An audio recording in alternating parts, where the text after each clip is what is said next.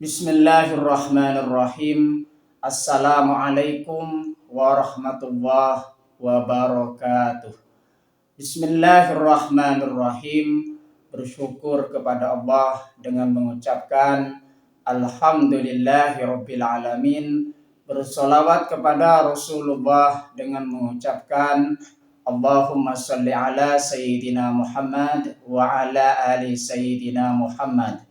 Alhamdulillahirabbil alamin. Kita masih dipertemukan kembali oleh Allah Subhanahu wa taala di dalam sosial media, dan media merupakan wadah bagi kita untuk kita bisa menjalin tali silaturahim, membangun ukhuwah Islamiyah yang semakin kuat, kokoh ke depannya. Semoga hidup kita selalu diberkahi oleh Allah Subhanahu wa taala di dunia dan juga di akhirat, amin ya rabbal alamin. Para sahabat-sahabat saya yang saya hormati, yang saya juga ta'zimi, pada kesempatan kali ini topik yang akan saya bahas yaitu sebagian dari Asmaul Husna yang judulnya adalah Al-Jami'. Jadi pembahasan kita, topik kita pada kesempatan kali ini ialah Al-Jami'. Al-Jami' adalah salah satu Asmaul Husna yang memiliki arti yang maha mengumpulkan atau yang maha menghimpun.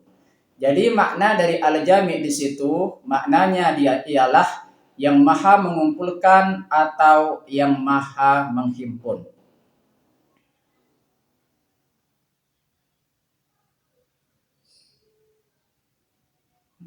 Allah Subhanahu wa taala dengan sifat Al-Jami' memiliki kekuasaan untuk mengumpulkan segala sesuatu yang Dia kehendaki, baik di dunia maupun di akhirat. Jadi yang mengumpulkan kita di situ baik di dunia maupun di akhirat yaitu Allah Subhanahu wa taala. Dialah Allah Subhanahu wa taala yang memiliki sifat Al-Jami' yang maha mengumpulkan segala sesuatu ciptaannya di dunia dan juga di akhirat, dan juga yang maha menghimpun segala ciptaannya di dunia dan juga di akhirat pula. Oleh sebab itu, maka jikalau misalkan ingin berkumpul dengan seseorang yang kita cintai, maka pastinya kita berkumpul dengan yang kita cintai di dunia dan juga di akhirat. Penjelasan lebih lanjut mengenai tentang Al-Jami' di situ, yang pertama adalah mengumpulkan dunia. Allah Subhanahu wa taala mengumpulkan seluruh alam semesta, termasuk langit, bumi, planet-planet, matahari, bulan, bintang dan semua ciptaannya. Jadi seluruh ciptaan Allah Subhanahu wa taala di situ di dunia itu dikumpulkan oleh Allah Subhanahu wa taala dalam satu wadah, dalam satu kehidupan yaitu di dunia. Baik di situ manusia, hewan, tumbuh-tumbuhan dan juga segala ciptaan Allah Subhanahu wa taala yang lain. Langit dan juga bumi serta planet-planet, bulan dan juga bintang dikumpulkan dalam satu kehidupan namanya dunia. Dia juga mengumpulkan berbagai organ dalam tubuh manusia, menyatukannya dalam keselarasan dan fungsi yang sempurna. Jadi apa-apa yang menjadi bagian di dalam diri kita di situ semuanya sudah dikumpulkan oleh Allah Subhanahu wa taala. Jikalau misalkan Allah Subhanahu wa taala ingin menciptakan suatu makhluk, maka semua elemen-elemen yang ada di dalam diri makhluk tersebut akan dikumpulkan oleh Allah Subhanahu wa taala menjadi satu. Itulah yang dimaksud dengan keselarasan. Sehingga makhluk tersebut memiliki suatu perbuatan yang menimbulkan, yang menciptakan keselarasan dalam perbuatannya. Artinya apa di situ? Bahwasanya setiap perbuatan makhluknya tersebut sesuai dengan keinginannya, sesuai dengan keinginan makhluk tersebut, sehingga menimbulkan yang namanya perbuatan. Itulah yang namanya antara perbuatan dengan keselarasan keinginan manusia itu sendiri. Itulah Allah Subhanahu wa taala menciptakan segala organ, segala apa yang ada di dalam diri makhluknya, dan itu memberikan yang namanya keselarasan dalam perbuatannya. Penjelasan lebih lanjut mengenai tentang al-jami di situ. Yang pertama tadi mengumpulkan di dunia, yang kedua adalah mengumpulkan di akhirat. Allah Subhanahu wa taala akan mengumpulkan seluruh manusia dan jin di padang mahsyar pada hari kiamat untuk mempertanggungjawabkan perbuatan mereka. Jadi segala makhluk di dunia, khususnya di situ manusia dan juga jin, itu semuanya nanti akan dikumpulkan di akhirat untuk mempertanggungjawabkan perbuatan-perbuatan mereka semuanya. Makanya di situ nanti di akhirat ada yang namanya timbangan amal baik, timbangan amal buruk. Semuanya kita pertanggungjawabkan di hadapan Allah Subhanahu wa taala. Makanya dengan diturunkan yang namanya Al-Qur'an dan juga hadis itu menjadi pedoman di dalam diri hidup kita sehingga kita bisa selamat di dunia dan juga di akhirat. Itu berkaitan dengan penjelasan tentang al-jami. Hikmah al-jami. Jadi kita dengan mempelajari makna dari al-jami, kemudian kita bisa memahami makna dari al-jami tersebut, terdapat hikmah yang kita bisa dapatkan berkaitan dengan kita mempelajari dan memahami al-jami. Hikmah al-jami, melalui sifat al-jami manusia diingatkan untuk senantiasa beribadah kepada Allah Subhanahu wa taala. Dengan kita memahami tentang al-jami, bahwasanya mengajarkan kepada kita semua perbuatan kita di situ akan dipertanggungjawabkan nanti di akhirat kelak di hadapan Allah Subhanahu wa taala. Dengan kita mempelajari hal itu, menyadarkan kepada kita supaya kita senantiasa beribadah kepada Allah Subhanahu wa taala semata. Berbuat baik kepada sesama. Di situ hablum minan nas, menjaga perbuatan baik kita kepada sesama termasuk hablum minan nas, serta menjaga kejujuran. Kejujuran sangat penting di dalam kehidupan kita. Tentunya kalau misalkan kita tidak bisa jujur terhadap Allah Subhanahu wa taala, tidak bisa jujur terhadap diri sendiri, tidak bisa jujur kepada sesama manusia, maka siap-siap akan mendapatkan kegagalan. Karena semuanya tidak bisa dipercaya, karena semuanya tidak ada yang mempercayai. Jangankan orang lain, diri kita tidak mempercayai diri kita sendiri. Oleh sebab itu penting kita membangun kejujuran, mulai membangun kejujuran di dalam diri kita. Bukan hanya bersifat kejujuran di situ. Dengan memahami sifat al-jami, maka tumbuh yang namanya amanah dan istiqomah dalam menjalankan ajaran agama. Dalam menjalankan ajaran agama, tentunya penting sekali kita menjaga kejujuran, menjaga amanah, dan istiqomah dalam menjalankan agama Allah Subhanahu wa taala. Menjalankan agama Allah Subhanahu wa taala baik di situ hal-hal yang bersifat wajib maupun hal-hal yang bersifat sunnah.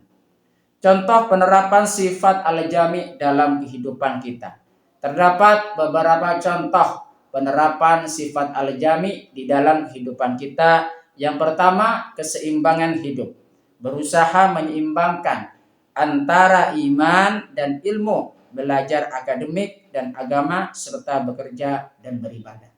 Jadi dalam menjalani kehidupan kita sehari-hari, tentunya di situ kita harus menyeimbangkan perbuatan-perbuatan lahiriah kita dan juga batiniah kita. Menyeimbangkan kehidupan akhirat dan juga kehidupan dunia. Menyeimbangkan antara iman dan ilmu. Ilmu di situ yang saya maksud di situ berkaitan dengan ilmu intelektual. Makanya di situ kita harus imbangkan dengan ilmu rohani, ilmu hati, ilmu spiritual.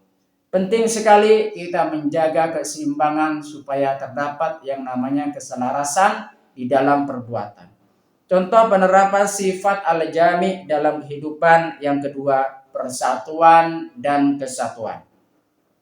Menjaga persatuan dan kesatuan di tengah pembedaan serta berusaha untuk selalu berdamai dan saling membantu.